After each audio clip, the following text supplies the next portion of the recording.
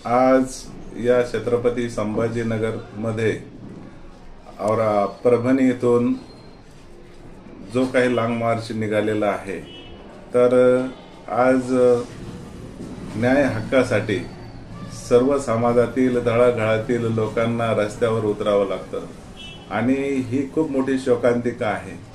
तर स्वातंत्र्य होऊन बरेचसे दिवस झाले तरी सुद्धा न्याय मिळत नाही। न्याय हक्क घेण्यासाठी लढावं लागत आहे आणि सोमनाथ सूर्यवंशी सारख्या तरुणाची हत्या केली जाते, त्याचबरोबर सरपंच जो लोकप्रतिनिधी आहे त्याची हत्या केली जाते आणि त्याच्या काही जे आरोपी आहेत ते मोकाट फिरत आहेत।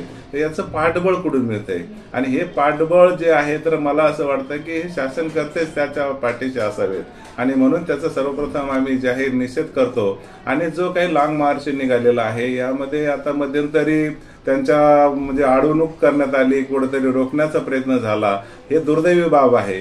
आणि आम्ही सर्व या म्हणजे सर्व तमाम अशा बहुजनांना, कारण मोर्चा निघाला काही झालं तर फक्त एकच असं टार्गेट असतं ते बौद्धाचं असतं, परंतु ही जी आहे तर देशमुख असेल, सूर्यवंशी असेल किंवा अनेक असेल यांच्यावर जे अन्याय अत्याचार होतात त्या अन्याय अत्याचाराला वाचा फोडण्यासाठी, त्यांना न्याय मिळण्यासाठी, त्यांच्या कुटुंबाला न्याय मिळण्यासाठी हा लॉंग मार्च निघालेला आहे। आणि या लॉंग मार्चला आमचा जाहीर असा पाठिंबा आहे आणि आम्ही उद्या त्यामध्ये सर्व या समाज बांधवांना आवाहन करतो की जास्तीत जास्त यामध्ये सहभागी व्हावं आणि त्यांना बळकटी द्यावी आणि शासनाला जे झोपेचं सोंग घेतलेलं आहे त्यांना जाग करावं असं मी सर्व बांधवांना आवाहन करतो।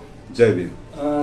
आणि शहरातल्या विविध दलित वस्त्यामध्ये पण फिरणार आहे, तर त्यासाठी आपण काही सहभागी होणार का त्याच्यामध्ये? नक्कीच होणार आहे, कारण हे आमचं कर्तव्य आहे। कारण ही जी आहे तर ही लढाई ही न्यायासाठी आहे, हक्कासाठी आहे आणि सर्वांसाठी आहे।